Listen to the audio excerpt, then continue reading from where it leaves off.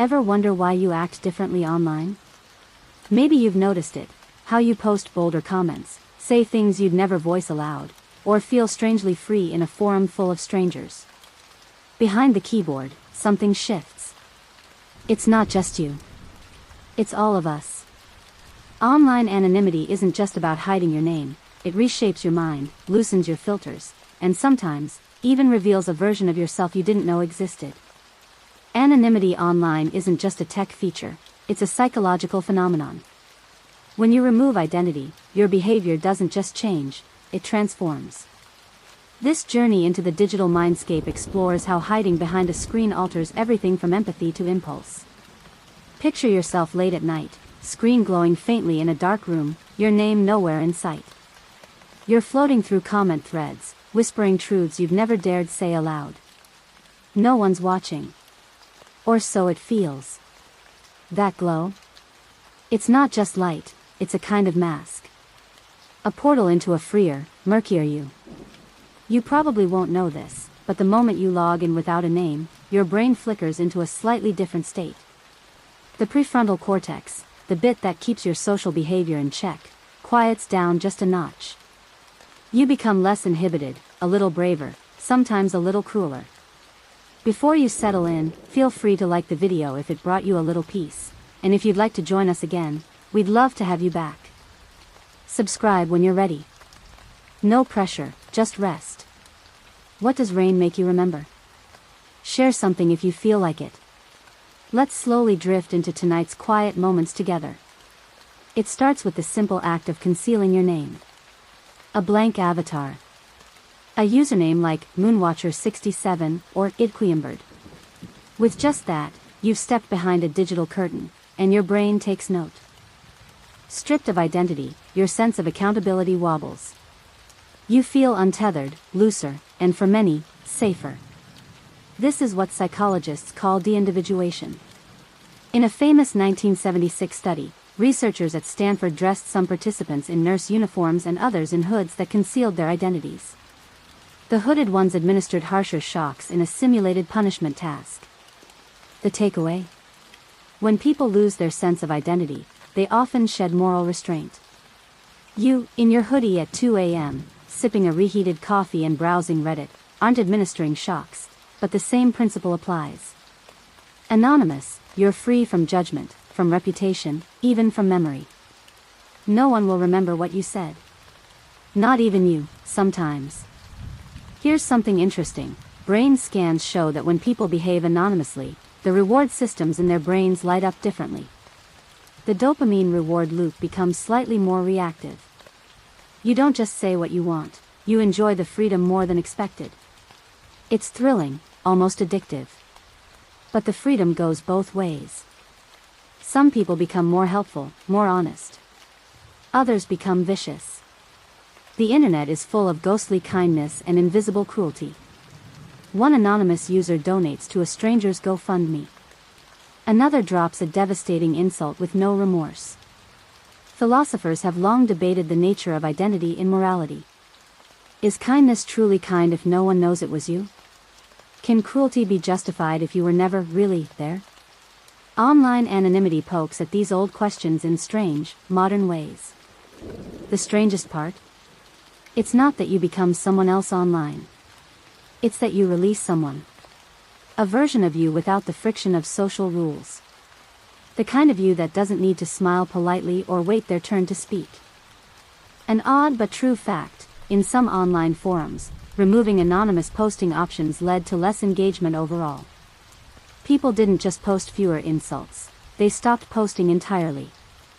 Without the cloak, the risk of exposure outweighed the thrill of expression.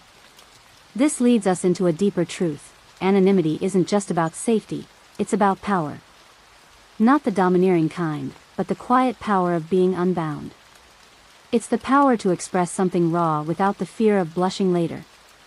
Your senses soften a little as you read through the night. Eyes fluttering between comments, DMs, and half-written replies. You scroll past someone sharing a secret they've never told anyone.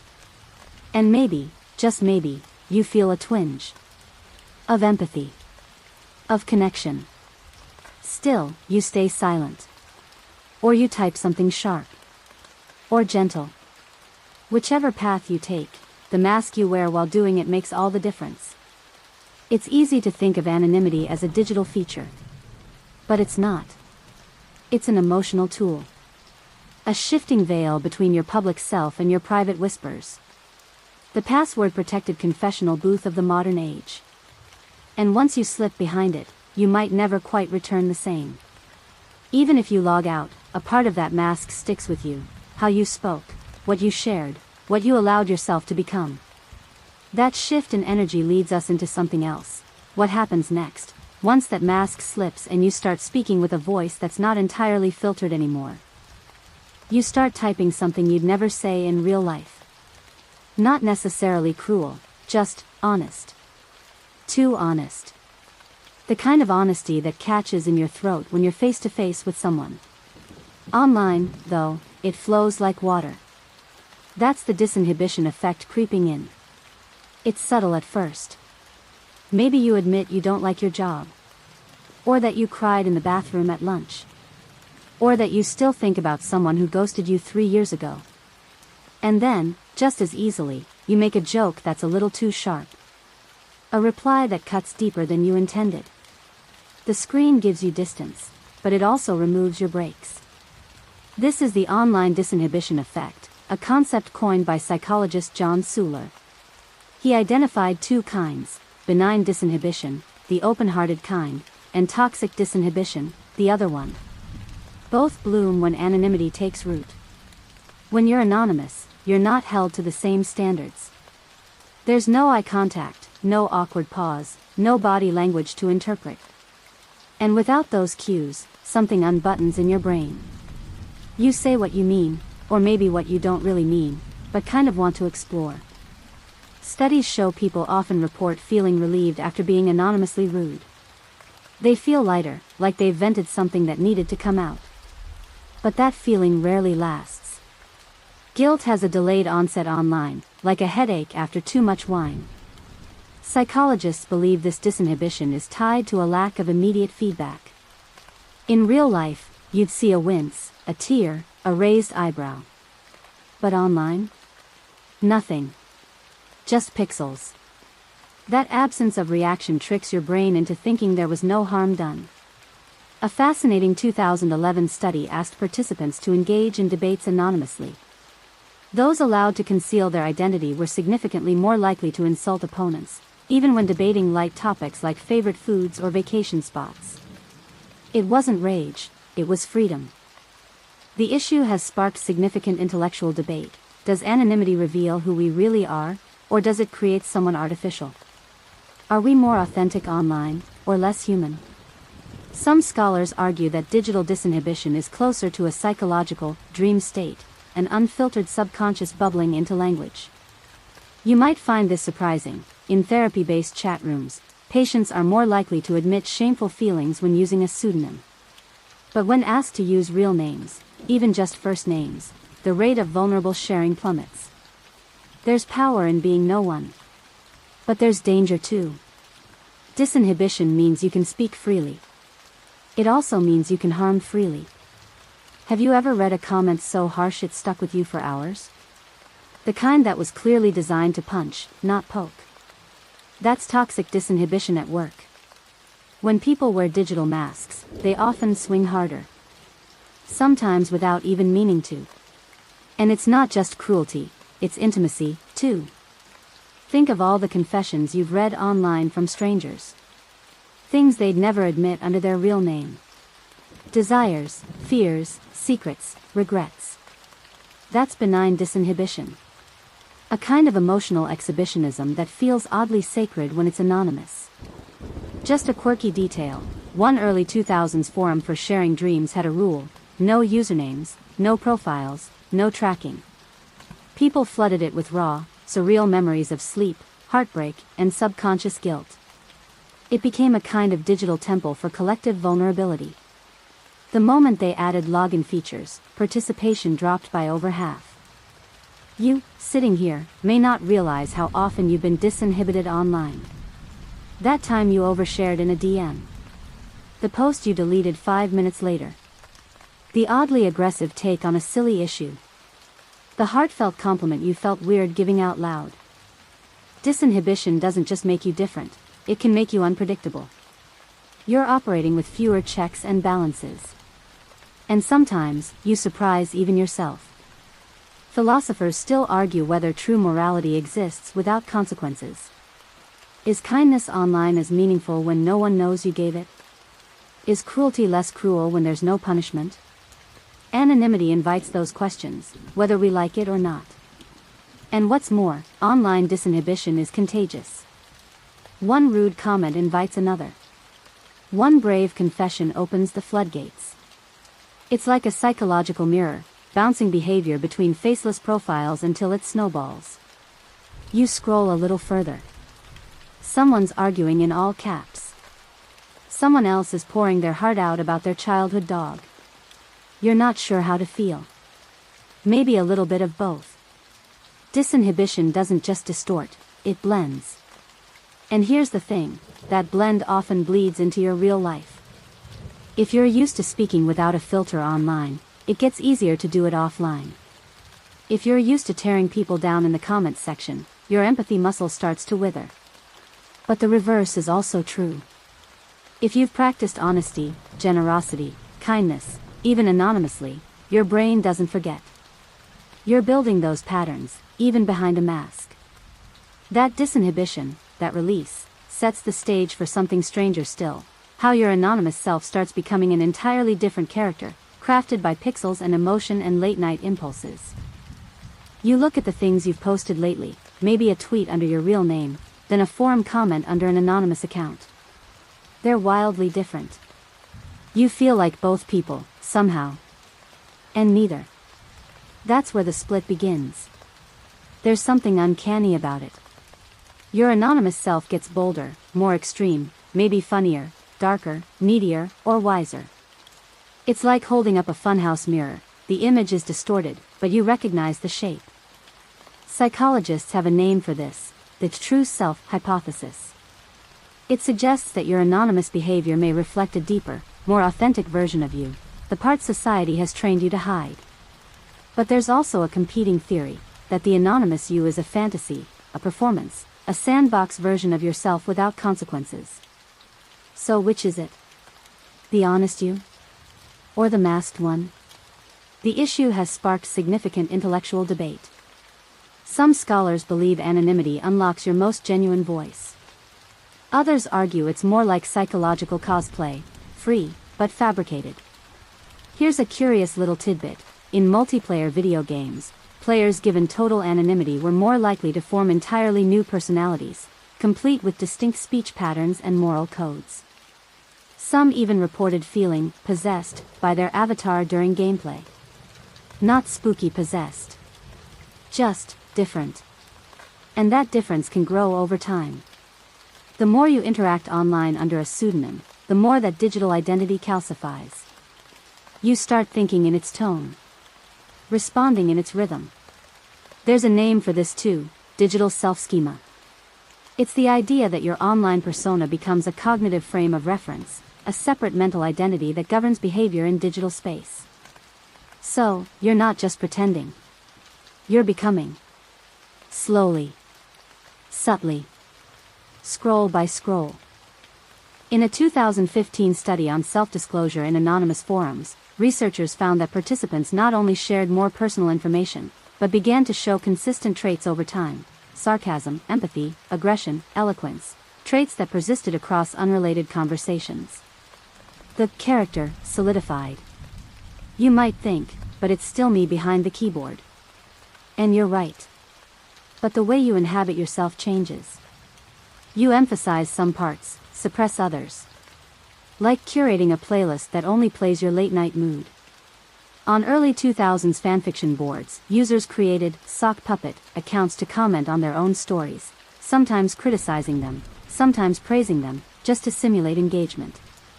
Over time, some users reported emotional attachment to these alternate selves. They weren't trolling. They were lonely. You can probably sense it in yourself. Maybe your Reddit brain is more analytical. Your Tumblr self is more sensitive. Your anonymous Instagram account? Pure chaos gremlin. Each platform carves a channel, and your behavior flows accordingly. It's not exactly multiple personalities, but it's close to what psychologists call role-based identity modulation. Your personality isn't fixed. It flexes depending on context. Add anonymity to that mix, and the contrast gets sharper. This can be empowering. If your offline life feels restrained or ignored, anonymity becomes a megaphone. You finally get to speak in the tone you wish people would hear. You get to build a version of you that feels closer to the core. But there's a downside. If your online self becomes too strong, too comfortable, it starts pulling focus. You find yourself crafting replies in that tone even when you're not online.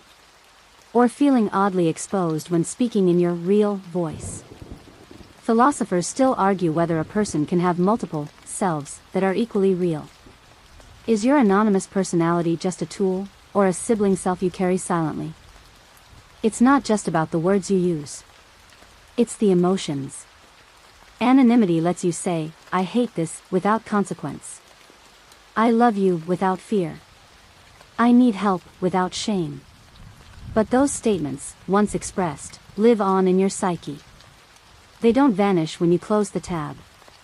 Sometimes, the anonymous self is aspirational. You speak with confidence because you want to be that person. Sometimes it's cathartic. You vent darkness to keep it from poisoning your day. But every post writes a little code into your mental software. And over time, your online and offline selves don't just coexist, they negotiate. You might notice yourself being bolder in real life after a few spicy anonymous arguments. Or feel a strange vulnerability offline after baring your soul in a late-night thread. There remains considerable disagreement about whether the digital self dilutes the authentic self or enhances it. Is it fragmentation? Or evolution? You might feel it both ways, liberated and disoriented. You post something anonymously. A story about your worst day.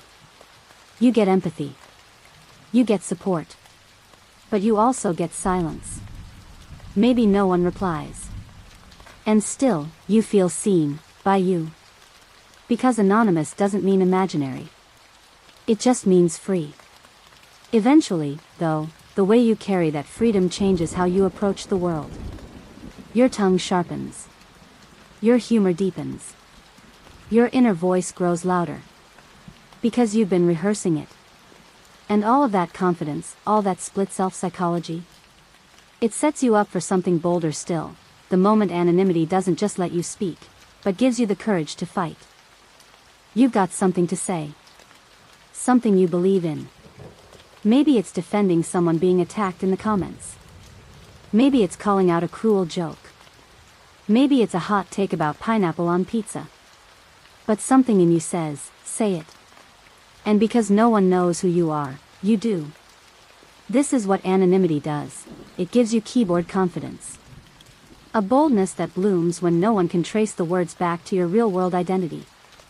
You've probably felt it. That little rush as you hit post. The moment before the backlash, or the applause. Your heart skips a beat, but you still type. Because with no name attached, you don't have to worry about side eyes at work, awkward family dinners, or high school classmates screenshotting you out of context. And that kind of confidence can be powerful. In fact, psychologists refer to this as situational assertiveness amplification. It's the idea that anonymity temporarily enhances your willingness to speak, especially in confrontational or emotional moments. One mainstream study found that users on anonymous forums are more likely to speak up when they witness injustice or discrimination. Without social consequences, they're freer to defend others or challenge dominant narratives. You might think, wouldn't being anonymous make people quieter? But often, it's the opposite. Here's something interesting. During the Arab Spring uprisings, a massive wave of anonymous accounts flooded social media, reporting abuses, organizing protests, and coordinating action. Many of those users had never posted political content before. They weren't activists. Just anonymous people with keyboards, guts, and fire in their veins. Anonymity can increase feelings of personal agency. People often feel more responsible for their words when their name isn't attached. It's counterintuitive, but for some, the mask brings moral clarity. If I don't say it, no one will. The confidence also comes in stranger forms. Like replying to someone with a huge following. Telling a celebrity their outfit slaps. Or doesn't. Jumping into debates with academics. Quoting Nietzsche in a TikTok comment. You'd never do it out loud. But online? That barrier falls. The issue has sparked significant intellectual debate. Is anonymous confidence authentic bravery, or digital bravado? Some argue it emboldens necessary voices. Others believe it inflates ego and false expertise. Who's right? Well, like most things online, it depends. An odd fact, on certain anonymous Q&A sites, the most popular answers are often written in a tone of absolute authority, even when they're factually wrong. People tend to believe confident anonymous voices more than named ones, especially when those names aren't familiar. So yes, anonymity amplifies confidence. But it also distorts perceived credibility. You don't know who's behind the keyboard, but if they sound sure, you might just believe them. And this confidence doesn't just come out in arguments. It shows up in humor. Ever notice how the best memes are posted from burner accounts? How the funniest comment threads are led by users with names like Gravy Train 420 or Sloth Respecter? That's freedom talking. There's no brand to protect. No reputation to manage. You don't have to be polished or likable. You can just be sharp. Unfiltered. And oddly, that's where some people shine brightest. In one psychological experiment, participants were given the choice to express unpopular opinions anonymously or under their real names. Over 70% chose anonymity. And not because they feared backlash, they just felt freer to say what they actually thought. Philosophers have long debated the nature of courage. Is it still courage if there's no risk of being hurt? Anonymity challenges that definition.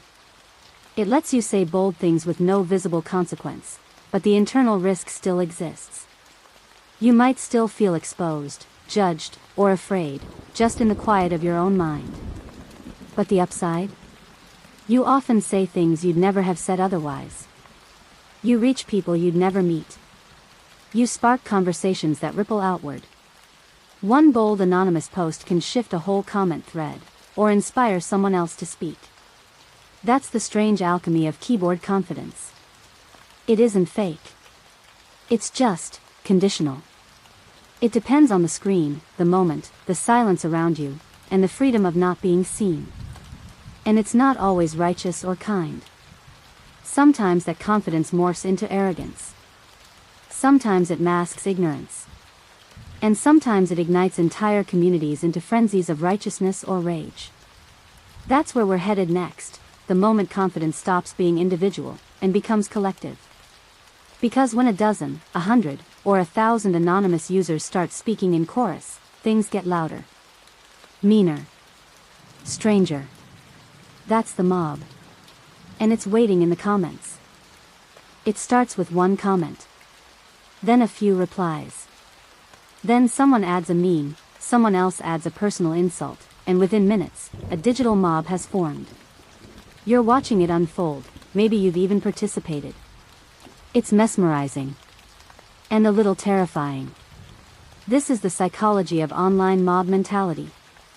It looks spontaneous, but it follows a well-known script. Anonymity fuels disinhibition, disinhibition fuels confidence, and confidence, when multiplied, becomes a force of its own. When you're anonymous, you're not just freer to speak. You're freer to join in. You can pile on without consequence, echo outrage without risk, and disappear before the dust settles. Psychologists call this de-individuation in collective digital environments, a fancy phrase that boils down to this: when you're part of a group and anonymous at the same time, you stop thinking like you. You start thinking like them. A famous 1969 study by Philip Zimbardo showed that participants who wore masks and robes, making them anonymous, were twice as likely to administer electric shocks than those in plain clothes. Sound familiar? Replace the masks with usernames, and the robes with avatars, and you've got modern comment sections. In a 2020 analysis of Reddit threads, researchers found that the most aggressive comments appeared within the first 10 replies. If those early replies were harsh, others followed suit 80% of the time. If they were supportive, kindness spread. This phenomenon, emotional contagion, is amplified by anonymity. No one wants to be the only soft voice in a room full of shouting. So you match tone. And online, tone escalates quickly. The issue has sparked significant intellectual debate. Is online mob behavior truly spontaneous, or is it algorithmically encouraged? Do we choose outrage, or are we nudged toward it by invisible lines of code showing us what's hot or trending? Twitter, now X, once experimented with hiding replies that use strong language, only to find that mob behavior increased. The hidden comments were perceived as censored, which made people angrier. Suppression didn't kill the mob. It fed it. You scroll through a heated thread. Someone's being dogpiled.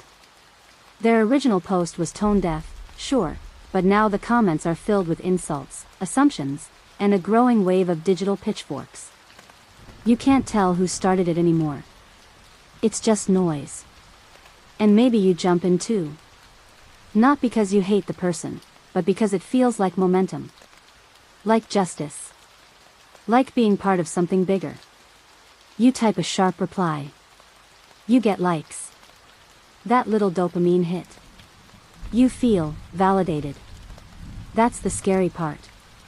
Mobs feel good when you're in them. Psychologically, it's the same as cheering at a concert or booing at a bad referee call. Your sense of self dissolves into the crowd.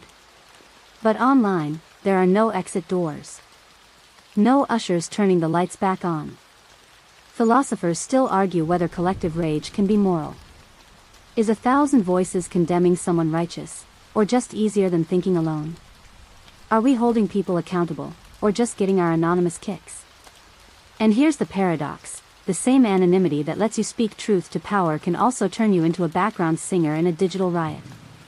1 minute you're defending someone. The next, you're tearing someone else down. Mob dynamics also flatten nuance.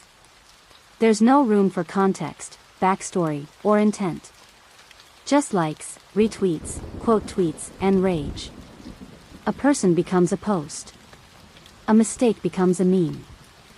And once the mob gets bored, it moves on. But the target? They're still there, blinking at the screen, rereading every word. Some researchers refer to this as phantom outrage.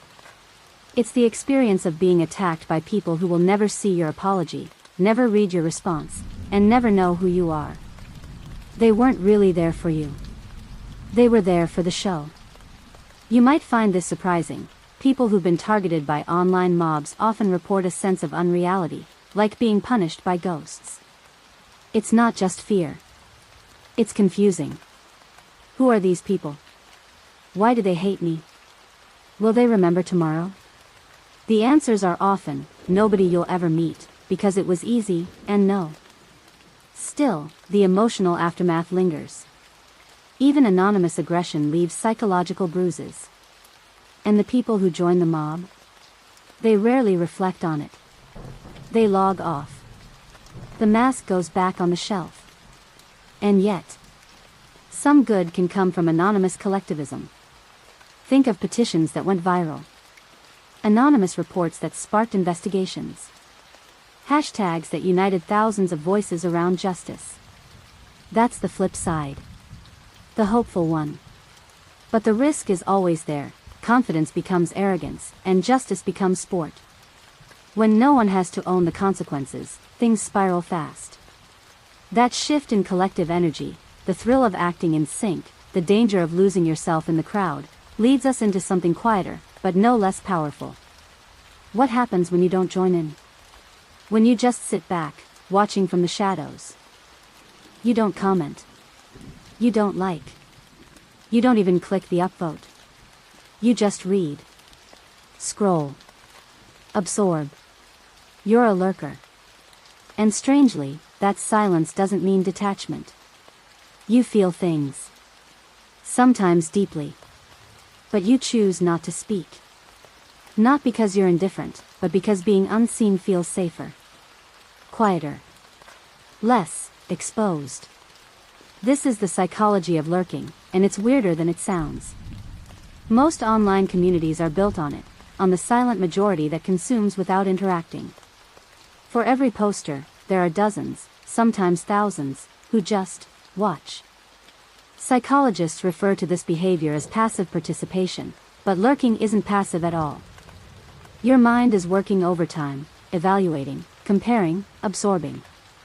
You're learning the norms of the space. You're feeling things you won't admit. You're shaping opinions you might never say aloud. In fact, some studies suggest that lurkers develop deeper emotional connections to communities than frequent posters. Why? Because they're not distracted by performing. They're just feeling. Here's something interesting. In one experiment, researchers found that lurkers on mental health forums showed improved moods and reduced feelings of isolation, just by reading other people's experiences. No replies. No usernames. Just silent empathy. An odd but true fact, in certain anonymous confession sites, the most upvoted posts weren't comments. They were simple, quiet reads. Thousands of views. No replies. Just presence. Like everyone was nodding from the dark. You might find this surprising. Some of the most active users in a community never post once. They visit daily. They remember usernames. They care about ongoing threads. They even feel loyalty to strangers they've never spoken to. Philosophers have long debated whether presence requires interaction. If you witness something but never engage, are you part of it? Or just a shadow at the edge? Lurking invites us to reconsider what being here actually means. Sometimes you want to speak, but the words don't come. Or you type them and delete. You second guess. Who am I to comment? What if I'm wrong? And just like that, you disappear again. Still watching. There's comfort in anonymity, but there's also comfort in invisibility. Not being known feels like freedom. Not being noticed feels like peace. You can wander through someone's raw story, feel tears form, and no one ever knows you were there. Lurking becomes a kind of emotional ghosting, not of others, but of yourself. You're present, but you don't leave fingerprints. Your empathy has no avatar. And yet, it shapes you. You read someone's story about loss, and it sticks with you all day. You scroll through confessions, and one line hits too close. You don't reply. But you carry it. There remains considerable disagreement about whether lurking should be encouraged or addressed. Some say it's healthy, an essential digital boundary. Others say it's voyeuristic, even emotionally avoidant. But maybe it's just necessary. Sometimes your voice is too tired. Your heart too raw. Your thoughts too foggy. And so you watch. You listen. You let the noise pass over you without adding to it. Lurking can also be a form of learning. Think of how many people lurk before joining a new subreddit, forum, or Discord. It's not laziness, it's observation. A kind of social reconnaissance. You study the tone, the unspoken rules. You prepare. Some users have had silent accounts for over a decade, never posting, but logging in daily. They refer to themselves as ghosts or wallflowers, and describe a strange pride in their invisibility. Like digital monks in quiet contemplation. But even the quietest minds fill with thoughts. And sometimes, lurking builds pressure. The desire to say something, anything, rises until one day, you type. You post. Maybe it's small. Me too. Same. Or a simple emoji. And suddenly, you're not just a watcher. You're part of the current. Lurking teaches patience. Humility. The power of watching before acting. But it also reveals something else, that anonymity isn't always loud. Sometimes it's soft. Gentle. Present in silence. And that gentle presence opens the door to something deeper. A space where you're not just observing others, but confronting your own secrets. Because when the world's not looking, and your name's not attached, what are you willing to admit? What are you carrying that no one else sees? That's where we're headed next, the confessional side of anonymity, where silence breaks into truth. There's something raw about typing a secret into a blank box. No name. No face. Just fingers and thoughts. You hesitate, then you press send. And there it is. Out in the open. An anonymous confession. A truth you've never dared to say aloud. You wait. Someone replies. Same. Another says, I've felt that too. And just like that, your shame becomes a thread. A shared moment among strangers who will never know your name, but somehow know your heart. This is one of the most surprising powers of anonymity, therapeutic release. Not just venting, but healing. When the fear of judgment fades, truth steps forward. Psychologists call this disclosure without exposure. It's a psychological sweet spot, where you can offload your emotions without the risk of real-world social fallout.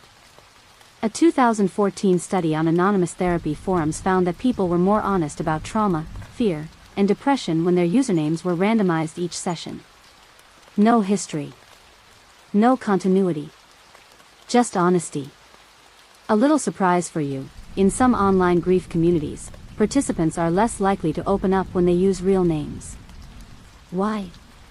Because anonymity doesn't just protect, it equalizes. No bios, no context, no expectations. Just sorrow, shared like a soft whisper in the dark. And interesting information, people often report greater relief after anonymous sharing than after real-life conversations. It's not that face-to-face is worse, it's just heavier. More vulnerable. More complicated. When you type anonymously, your brain bypasses the social gatekeepers. No need to read expressions or manage tone. You just say. And in that rawness, something opens. There remains considerable disagreement about whether this kind of anonymous catharsis is sustainable. Some argue it creates a dependency on faceless empathy. Others say it's a necessary outlet, a pressure valve in a world too often allergic to vulnerability. But the truth is, it works. Not always. Not for everyone. But for many, typing into the void feels safer than crying across a table. A random tidbit for you. One popular anonymous journal site added a feature that allowed users to shout entries into the void, meaning no one could reply, not even the moderators. Users loved it. They said it felt like yelling into the stars. Anonymity turns the internet into a kind of modern confessional. Not always religious, but deeply human. You scroll through stories, the parent who's overwhelmed, the student on the edge. The partner is hiding a painful secret. And maybe you type something too. A small piece of your own truth. You don't need to reveal your trauma for the experience to be therapeutic. Sometimes, it's the simple act of acknowledging that you're not okay. That life is hard. That you're tired of pretending. Philosophers argue whether confession requires consequence. If no one knows it was you, is it real? Is it meaningful? Or is it just a shout into a digital cave, echoing without end? But try telling that to the person who finally admitted something they've held for years. The sense of release is real, even if the audience isn't. And here's the twist, sometimes those anonymous posts become anchors for others. A single message, I miss her so much it hurts, gets shared, screenshotted, remembered. It becomes a comfort for someone else, long after the original poster has moved on. You might never know whose life your post touches. And you'll probably never know theirs.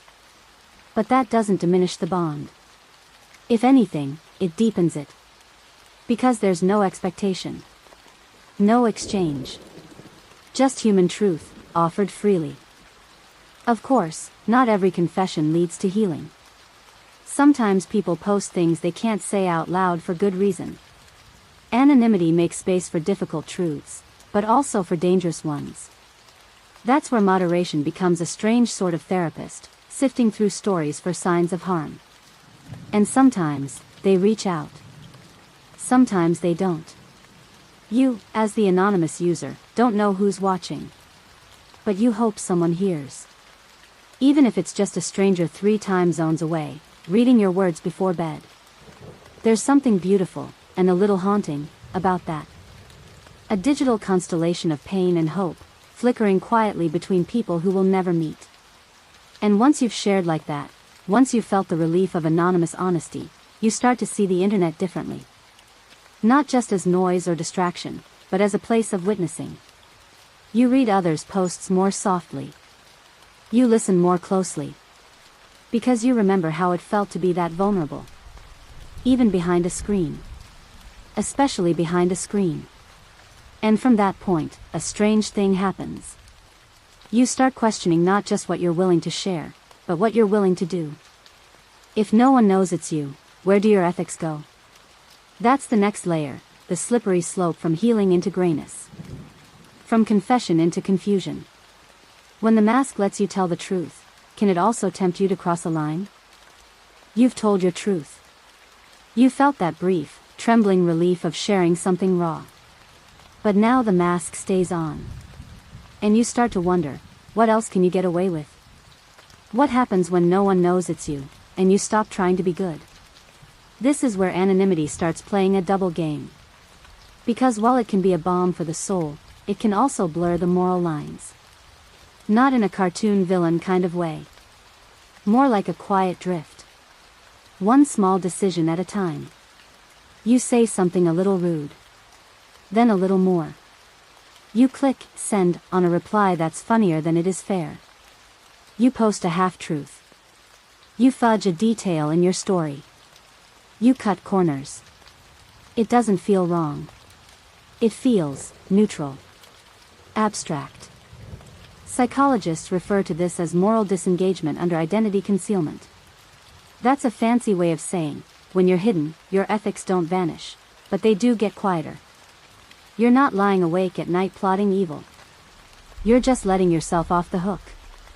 The absence of personal consequences changes how your brain evaluates choices. The reward system lights up the same way when you do something cruel anonymously as it does when you're praised publicly. But the shame center? That stays dark. Here's something interesting. In a study on online deception, participants who thought their messages were anonymous were 3 times more likely to lie about simple facts, like what they ate for breakfast or how much money they had in the bank. Not because they were malicious. Just because they could. An odd but true fact, in anonymous communities, confessional lies are a known phenomenon. People admit to crimes they didn't commit, or traumas they didn't endure, just to feel something. Sometimes for attention. Sometimes for catharsis. Sometimes just to see what happens. Philosophers still argue whether morality is a fixed internal compass or a socially regulated behavior. If we only behave because people are watching, what happens when no one is? And this isn't about internet trolls or cyberbullies, not yet. This is about the soft erosion of ethical clarity. The slippery slope from honesty to performance. From expressing pain to manipulating sympathy. You scroll past a comment and think, that's probably not true. But it still hits you. Still stirs a reaction. And even if the post was fake, your response wasn't. That's the moral fog of anonymity. Real feelings triggered by possibly fake stories. Real damage caused by a comment someone might have typed without thinking. The impact stays. The source disappears. Here's a twist you didn't expect. Some platforms have experimented with semi-anonymous modes, where users can post anonymously, but only if moderators can see their identity. The result? A dramatic drop in manipulative or cruel behavior. Turns out, it's not the audience that matters. It's the possibility of being known at all. This raises the question, does anonymity cause immorality, or just permit it? Most psychologists lean toward the latter. Anonymity doesn't corrupt. It removes friction. It lets your impulses move faster than your conscience. And for many, those impulses are harmless. Silly jokes, venting rants, awkward admissions. But for others, the mask becomes an excuse. A way to bypass empathy. A shield from accountability. A weird little bonus. One online community implemented a mirror mode, where users saw their own comments reflected back at them in a simulated reply, like arguing with themselves. It led to a significant drop in hostile replies. Seeing yourself, even just symbolically, made people pause. But most platforms don't do that. Most give you the mask and let you run wild. And for better or worse, that freedom shapes how you interact with the world. Think about it. Would you say that sarcastic joke to someone's face? Would you call a stranger lazy or stupid if you had to see their reaction? Anonymity makes it easier to justify the jab.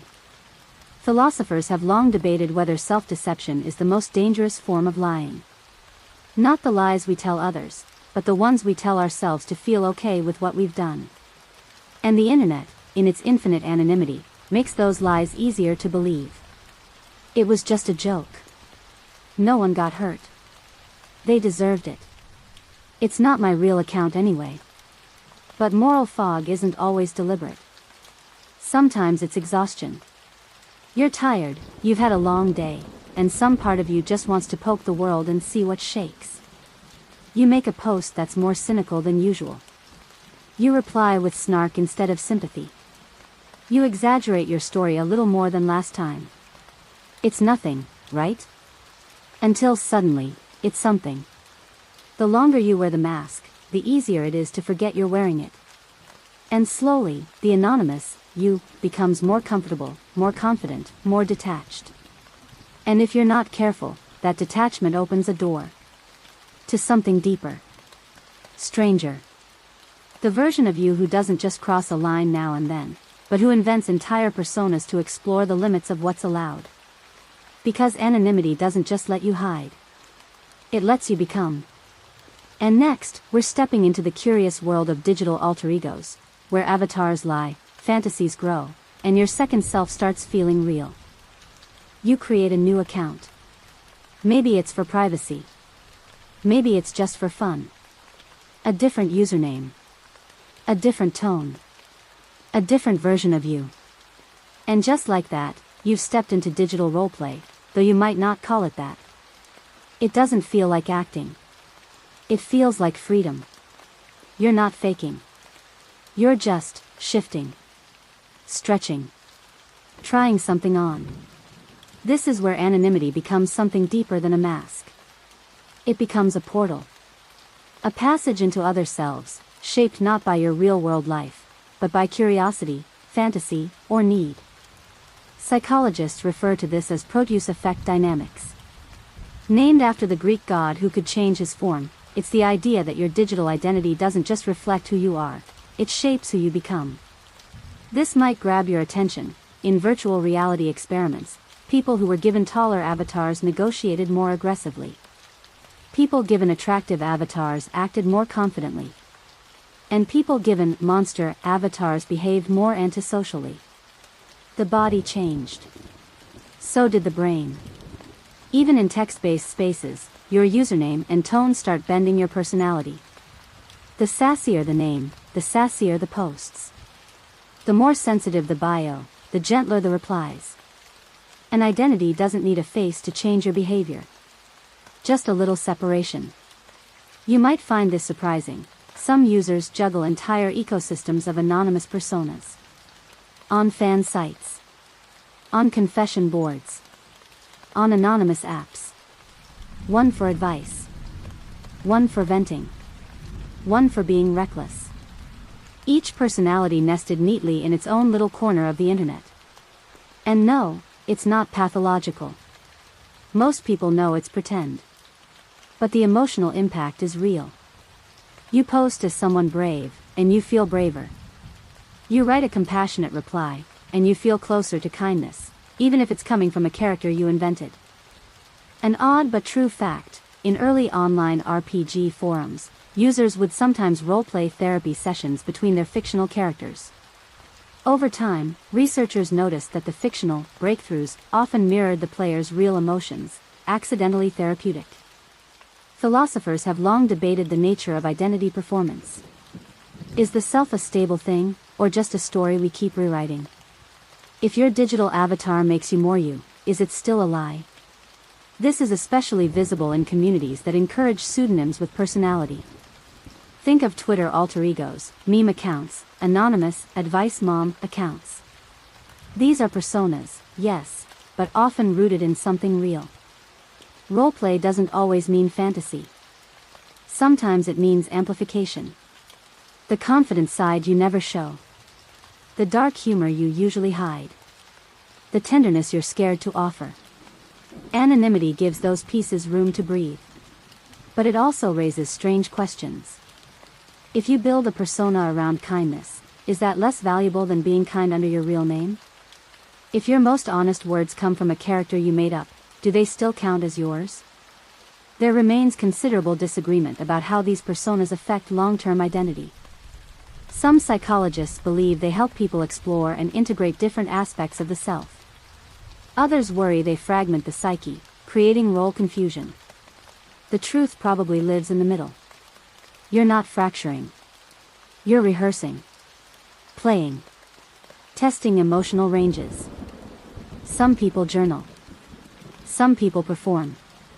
Some people post as a 19th century vampire giving dating advice.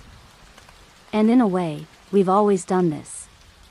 Masks, costumes, pseudonyms. Authors writing under pen names. Performers inventing stage personas. The difference now? Your audience is infinite. And your roles can be constant. Sometimes, the personas outgrow their origins. What started as a joke account becomes your main. What started as an emotional outlet becomes your voice. And letting go of that mask? That can hurt. You scroll through a post from your anonymous persona. Maybe it's powerful. Maybe it's petty. Either way, it's not you, but it is. Your thoughts. Your emotions. Your tone. Filtered through a lens that's become familiar. And you start noticing bleed through. The character's voice echoes in your real-world thoughts. Their tone leaks into your conversations. You dream in their rhythm. They were pretend. But now, they're stitched into you. Philosophers still argue whether pretending to be someone else can bring you closer to who you really are. In digital spaces, that question becomes especially vivid. Because behind every anonymous persona is someone reaching. Exploring. Maybe even healing. But there's another side to this exploration. Some personas aren't born from creativity. They're born from something darker. From boredom, yes. But also from mischief. From provocation. From the strange pleasure of breaking things that aren't yours. And that brings us to the troll within. The anonymous voice that doesn't want to confess or comfort. It wants to poke the bear. The persona that wants to watch the world burn, but from the safety of a shadow. There's a part of you, small, maybe, that sees a fragile moment online and thinks, what if I just poked it? Not out of cruelty. Not exactly. More like curiosity. Mischief. Boredom. That part is older than the internet. It's the part that's scribbled in the margins of your schoolbooks. That whispered jokes during moments you weren't supposed to laugh. That dared you to press the button just because it said do not touch. Now, given anonymity, that voice has a megaphone. And the digital world has a name for it, the troll. Not the bridge guarding, fairy tale kind. This one doesn't want gold. It wants reaction. Trolls thrive on disruption, discomfort, the little ripple of chaos that comes when they say something everyone else was too polite to utter. Psychologists define trolling as behavior designed to provoke, disrupt, or incite negative emotions, usually for amusement, sometimes for power. But the lines blur quickly. Not all trolls are the same. Some do it for laughs. Some for justice. Some for destruction. And many aren't even sure why they're doing it. A little surprise for you, in a 2014 study, people who scored high on the dark tetrad traits, narcissism, Machiavellianism, psychopathy, and sadism, were significantly more likely to report enjoying trolling. Especially sadism. For those people, causing discomfort wasn't just fun, it was gratifying. But here's the twist, the majority of trolls aren't clinical sadists. They're ordinary people wearing a digital disguise. They don't feel like bullies. They feel clever, detached, entertaining.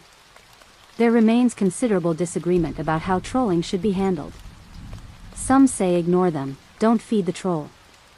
Others say expose them. Some platforms delete. Some shadow ban. Some even troll the trolls back. But none of it quite fixes the root impulse. Because at its core, trolling is less about cruelty and more about control. You say something, someone reacts. You feel powerful. Anonymous, you're untouchable. You've shifted someone's mood from across the planet.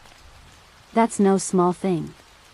You might like this one. On certain forums, people have admitted that trolling gave them a sense of belonging. Not from the victims, but from other trolls. It created a culture. An in-joke. A shared language of snark and subversion. A weird little bonus, in the early days of the internet, trolling was often viewed as a kind of performance art. Think absurd arguments, parody accounts, elaborate fake threads. It wasn't about cruelty. It was about play. About pushing boundaries in ways that made you squint and ask, wait, is this real? But something changed. As more people came online, and more emotions came with them, the damage deepened. Trolls learned which buttons to press. And pressing them became easier. Philosophers have long debated the ethics of mischief. Is a joke still funny if it hurts someone? Is provocation valuable if it forces reflection? Can trolling ever be a form of protest? Sometimes, yes. Anonymity lets people challenge power structures without risking their real-world safety. Some of the internet's most powerful whistleblowers, satirists, and political dissidents were accused of trolling before they were taken seriously. But more often, trolling isn't a stand. It's a shrug. A smirk. A test. Will they react? Becomes the only question. And if they do, victory. It's easy to condemn trolls as heartless. But many aren't. They're compartmentalized. The persona they use for trolling feels separate from their real self. You scroll through a thread. You see a cruel comment. It stings, and then you notice the username, something silly, something clearly fake. That's the point. They want distance. They're saying, don't take me seriously, even as they say the harshest thing in the room. There's even a term for the internal logic trolls use, strategic insincerity. They don't mean it, but they do. They're joking, but they're not. It's performance, but it cuts. And the worst part? Sometimes, you laugh. Even when you don't want to. Even when you know better. Because the troll touched something true, or something so absurd it breaks tension in the weirdest way. But humor isn't harmless when it hides a blade. And online, there's no tone of voice to soften the edge. The joke that lands in your head as a chuckle might hit someone else in the gut. You might find this surprising, long-term trolls often report burnout. Not because they feel bad, but because the game stops being fun. Reactions are dull. Audiences change. And sometimes, empathy creeps back in. And that leads to something strange. Some trolls apologize. Quietly. Anonymously. They circle back to old threads. They delete comments. They write late-night confessions. They say they were in a bad place. They say they're sorry. The mask slips, just for a second. The chaos settles. And what's left is a person who may not fully understand why they did what they did, but who suddenly sees the damage. Philosophers still argue whether true accountability is possible without identity. Can you grow from something no one knows you did? Can you become better if no one ever knew you were worse? These are not questions with easy answers. But they're real. Because everyone who's ever trolled has to live with one thing, eventually, themselves. And sometimes, that strange digital thrill of disruption gives way to something more lasting. Something that echoes beyond the joke. Because anonymity doesn't just let you provoke. It lets you reflect. It lets you ask, why did I do that? What did I get from it? And what do I do now? That moment, the turn inward, is where trolling ends, and something else begins. The choice to use your anonymous voice not to provoke, but to protect. To challenge injustice, not feelings. That's where we're headed next, the brave, complicated space where anonymous courage fuels real-world change, and the consequences that come with it. You see someone speaking the truth, but they're masked. Not hiding for mischief, but for safety. They're calling out injustice, exposing a lie, blowing a whistle that could cost them everything. And suddenly, anonymity shifts again, from mischief to defiance. From chaos to courage. This is where the psychology of online anonymity sharpens into something noble. The quiet, bracing bravery of saying what needs to be said when no one else can, or will. Psychologists call this protective anonymity. It's not about hiding to misbehave. It's hiding to survive. Or to shield others. Or to speak without being silenced. Think of the whistleblowers. The anonymous tip-offs. The burner accounts that leak screenshots, videos, evidence. These aren't trolls, they're guardians, in their own difficult, ethically messy way. Some of the biggest social movements in the last decade began with anonymous voices. #MeToo, for example, had a wave of anonymous stories before names were ever attached. Because safety came first. Anonymity is often the only shield that lets victims speak. Against bosses. Abusers. Governments. Institutions. When the stakes are high and the risks are real, the mask doesn't hide cowardice. It shields vulnerability. And here's something interesting. People are more likely to speak up about workplace misconduct on fully anonymous platforms than on semi-private, invite-only ones. Total concealment makes courage more likely, not less. But even here, the line blurs. Anonymous activism can be misused. It can spread lies just as easily as truth. Some trolls masquerade as whistleblowers.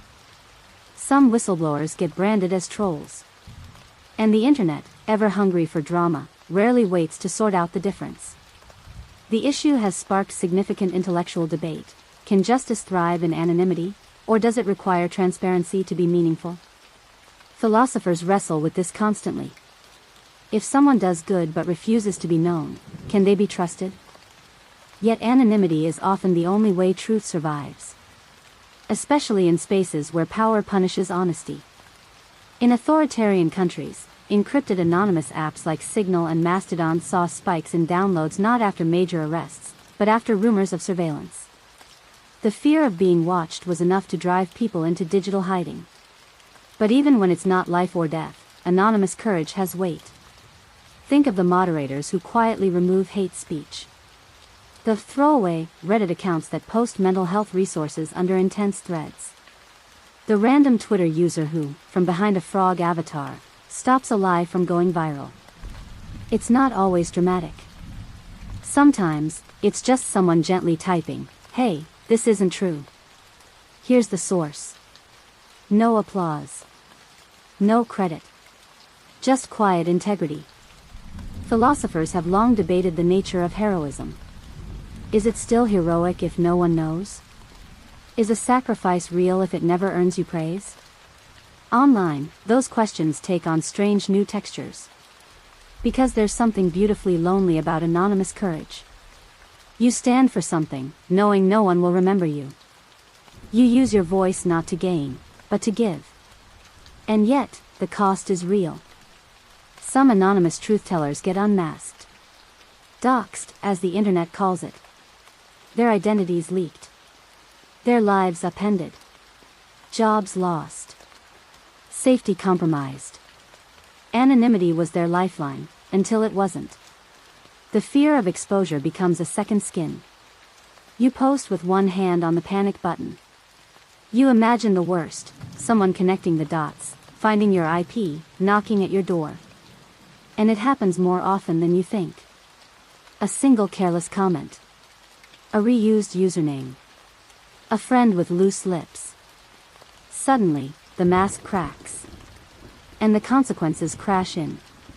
Even after being doxxed, some users return to activism under new anonymous identities.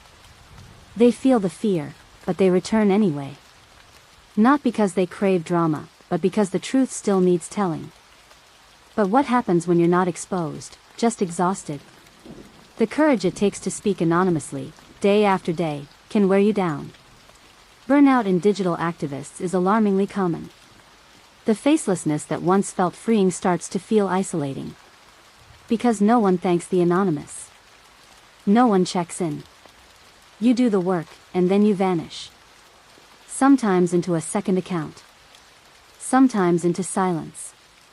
Still, your impact lingers. Words ripple. Screenshots spread. Stories find homes in other hearts. You may be invisible, but your echo isn't.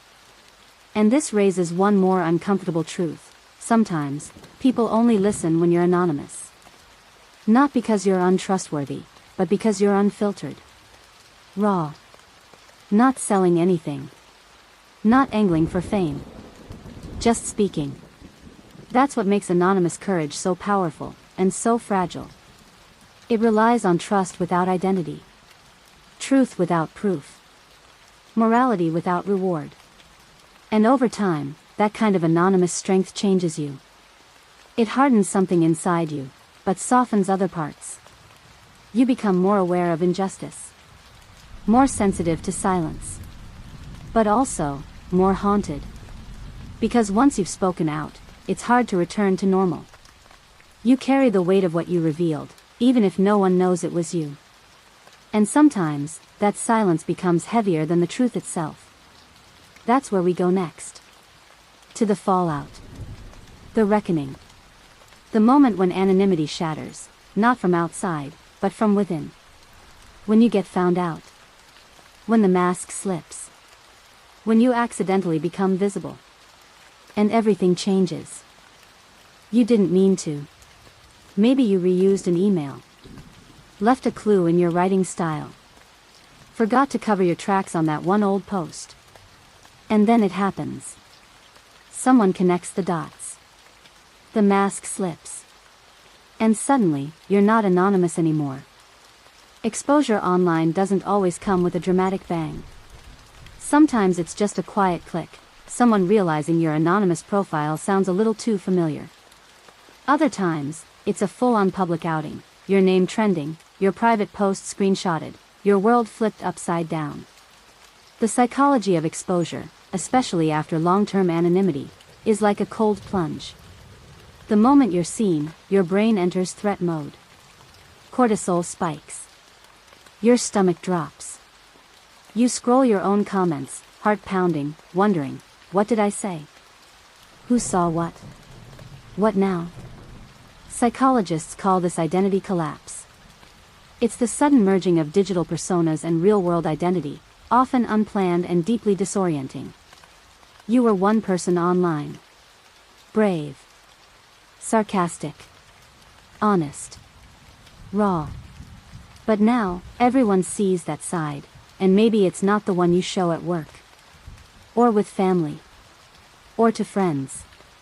An odd but true fact, in an MIT study on anonymous political posters, nearly 30% reported significantly altering their offline opinions after being exposed.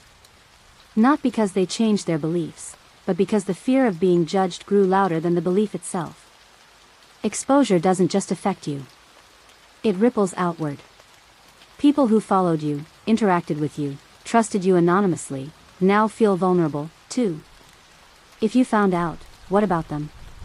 There remains considerable disagreement about whether unmasking someone online is ever justified. Some argue that exposure holds people accountable. Others say it's modern vigilantism, digital stoning disguised as justice. Philosophers still argue whether the self can be truly divided.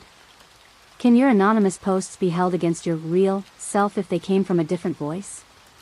Are you your words, or your face? Did you know when anonymous accounts are revealed, even those doing good, audiences often trust them less? The mystery had power. The reveal feels like betrayal. And then there's the internal reckoning. You look back at what you said when no one was watching. Not necessarily because you regret it, but because you know they're watching now. The freedom you once felt? Gone. Every post now feels filtered, cautious. You second guess. You stop short. The trust you had in your own voice has cracked. This isn't always a bad thing. Sometimes exposure brings connection. You finally meet the people who appreciated your anonymous work. They thank you. They humanize you. That ghost avatar now has a name. But often, exposure feels more like exile. The community you belong to may no longer know how to interact with you. You weren't supposed to exist in the real world. You were supposed to stay digital.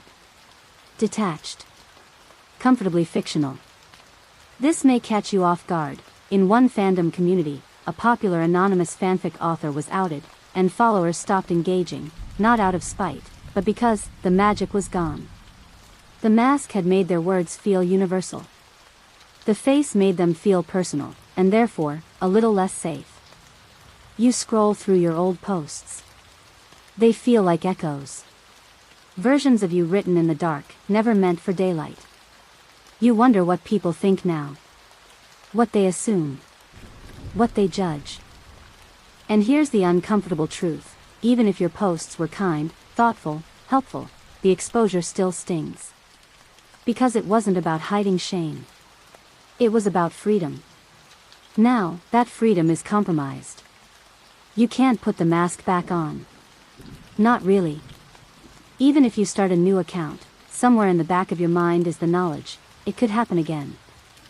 Philosophers still argue whether our truest self emerges in privacy or in public. Does anonymity strip away the noise, or the nuance? The answer, like most things in human psychology, is frustratingly ambiguous. But exposure reveals something else too. Not just about you, but about the people around you. Who defends you? Who disappears? Who says nothing at all? Sometimes, exposure is a spotlight. Sometimes, it's a magnifying glass. But either way, it changes the temperature. The silence feels louder. And you change too. Some people pull back. Others push forward. They say, fine. Now you know. And I'm not hiding anymore. That's where real identity and digital courage merge, if not peacefully, then at least powerfully. You might rebuild. You might vanish. But either way, you'll never post quite the same again. And that brings us into the next phase. Not the one where you're exposed, but the one where no one else knows. Where you remember what you did anonymously, and can't quite forget it. The mask comes off. But the memory of wearing it lingers. It's late. The screen's glow softens. You're alone, really alone. No usernames, no replies, just you and your thoughts. And then it creeps in. That comment you made last week. Or last year. That jab in a thread. That half-truth you let stand. That harsh reply you didn't mean. Nobody knows it was you. But you know. This is where the psychology of anonymity turns inward. The crowd is gone. The mask is off. And what remains is the echo of your own words, quiet now, but insistent. Psychologists call this delayed digital remorse. Guilt that doesn't appear in the moment, but settles in slowly, like dust gathering in the corners of your mind. Anonymity delays accountability, but it doesn't erase it. You might find this surprising. In a survey of anonymous forum users, over 40% admit to feeling regret for at least one post, not because they were exposed, but because they remembered it. The act stayed anonymous. The guilt did not. It's easy to think of online comments as disposable. But the brain doesn't fully separate digital behavior from real-world ethics. The same neural pathways involved in face-to-face shame and regret light up when users revisit past anonymous actions, especially if they hurt someone. Anonymous cruelty often feels harmless in the moment. But when users are shown screenshots of their own comments days later, stripped of context, tone, and emotion, they tend to rate them as much harsher than intended. The issue has sparked significant intellectual debate. Is digital guilt real guilt, or just a projection of conscience onto a blank screen? Philosophers wonder, if no one remembers it but you, does the sin still count? Does private guilt serve any moral function? Is it cleansing? Motivating? Or just emotional clutter? In anonymity, that question becomes especially poignant, because no one asks you to feel bad. You do it anyway. Or you don't. And if you don't feel bad, that says something too. Maybe you get used to it. Maybe you rationalize. It wasn't that bad. They deserved it. It was just the internet. But the human brain has an annoying tendency to loop. Especially late at night. Especially when the real world gets quiet enough for digital ghosts to whisper. Just a quirky detail. A popular confession site once introduced a feature allowing users to erase old posts. But instead of relief, many users reported a lingering anxiety. What if someone screenshotted it? The guilt wasn't tied to the post. It was tied to the possibility of memory. Because anonymity doesn't mean invisibility. Not really. It means you think no one saw you. That you hope no one will remember. But what about you? You always remember. You replay it in your mind. The moment you decided to say something sharp. Or flippant. Or fake. You remember the high of posting it, and the sinking feeling that followed. You don't know if the person you replied to even read it. But what if they did? What if it stuck with them? You scroll through their profile. It's gone quiet. No new posts. You tell yourself it's unrelated. But you still feel it, a weight that no one else can see. This is the strange burden of anonymous guilt. It has nowhere to go. No apologies to offer. No consequences to face. It's just there. Inside. And yet, this guilt can be instructive. Some of the most thoughtful users online are people who've posted poorly, regretted it, and changed. They soften their tone. They pause before posting. They defend someone instead of joining the pile-on. Not because they were punished, but because their conscience caught up. That's how empathy survives, even in anonymous spaces. Through memory. Through reflection. Through people who decide, quietly, that they want to do better. Here's a twist you didn't expect: anonymous forums with positive reinforcement systems, like thank you replies, upvotes, or gentle moderation, see less long-term regret among users. The presence of kindness doesn't just curb cruelty. It reshapes intention. You start to notice it in yourself. That moment of pause. That question, is this worth saying? Is it kind? Is it true? It's not that anonymity vanishes. It's that responsibility sneaks back in, through the side door. And as you sit with your thoughts, as the comment fades into the past but the feeling remains, you realize something important: your anonymous self is part of you. You can't disown it. You can only integrate it. Philosophers still argue whether we are more ourselves when we are alone. The internet twists that question: are we more ourselves when we're anonymous? Or is that when we're most performative? Most experimental? Most unfiltered? Either way, the mask doesn't erase the mirror. You always see yourself, eventually. And sometimes, the hardest part isn't being found out. It's realizing what you became when no one was looking. And as that realization settles in, something begins to shift. A gentler question forms. Not about guilt, but about return.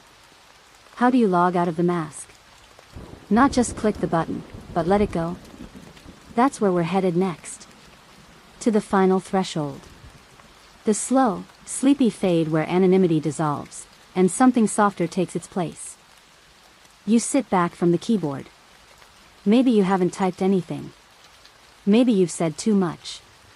Either way, there's a subtle ache behind your eyes, the kind that only comes from long stares at glowing screens and longer hours inside your own mind. And here it is, the quiet part. The soft unraveling. The gentle flicker of returning to yourself. Logging out of anonymity isn't a single click. It's not signing off or deleting a burner account. It's a slow, psychological transition. A kind of re-entry. You don't just stop being anonymous. You carry the anonymous you back into the light, like someone leaving a masquerade, still holding the mask long after the music fades. Psychologists call this identity reintegration. The idea that your digital personas, your anonymous moments, and your offline self don't exist in separate rooms. They eventually bleed together. And you have to make sense of the person you were when no one was watching. In studies on anonymous forums, users who spent the most time posting under aliases often described a come down afterward, like leaving a theater after a powerful film. They needed time to reorient, to adjust to being seen again. It's not shame. Not exactly. It's reflection. The realization that those thoughts, those confessions, those snide remarks or vulnerable pleas, they didn't evaporate when you logged out. They linger. They shape. They soften, or harden, or deepen something in you. And that's the quiet paradox of anonymity. It hides you so you can be honest. But in being honest, you expose parts of yourself you didn't even know were there. There remains considerable disagreement about whether these parts should stay online or be integrated into your day-to-day life. Some people compartmentalize forever. Others try to blend. But the split self never quite forgets what it felt like to be whole, even if only briefly, under cover of darkness. It's still an open question in philosophy whether the digital self is real, or just play. But one thing becomes clear as you slowly return to your offline pace. The thoughts you had while masked were real. The feelings they stirred were real. And they've changed you, even if no one else sees how. Just a quirky detail, in one anonymous journaling app, users could choose to retire an identity, writing it a goodbye letter before closing the account. Some wrote like they were breaking up. Others like they were burying someone. It wasn't just logging out, it was mourning. You may not write a goodbye. But in your own way, you begin to step out. You think a little longer before you post. You pause before you reply. The thrill dims, but something else returns. Empathy. Perspective. Presence. You reread something you once wrote anonymously. It makes you smile. Or cringe. Or feel strangely proud. It was a version of you, not the whole story, but a true chapter. And in letting it end, you make space for what's next. Because the digital world moves fast, but the human heart moves slow. And eventually, even the loudest anonymous voices fall quiet, like a party winding down in the early morning. You close the tab. Take a breath. The room feels still. And something in you does too. You're not anonymous right now. You're just you. And that's enough. So now, as your eyes grow heavier and your thoughts begin to stretch into the soft distance of sleep, let yourself drift gently away from the glow of screens and the clamor of digital masks. No usernames, no avatars, no quick replies. Just you, here, breathing. Unfiltered. Seen only by yourself. And maybe, that's the safest place to be. Everything you were online, every whisper typed in secret, every bold laugh, every confession, every curious jab, floats somewhere now, part of your story. Not erased, not haunting. Just drifting, like leaves on a quiet river. You don't have to carry it all. You don't have to solve every contradiction or explain every thought. This night isn't for resolution. It's for rest. Let your mind loosen. Let the noise recede. Whatever you said behind the mask, whatever you discovered in the quiet of anonymous space, has shaped you gently, invisibly. The lesson is already folded into you. There's nothing more to perform now. Nothing more to prove. You're home, behind your eyes. The day is finished. The screen is dark. Maybe tomorrow, you'll speak with a little more kindness. Or hold your silence a little more deliberately. Either way, you'll know something more about yourself. Something you only could have found, behind the veil. Sleep well. You're safe here.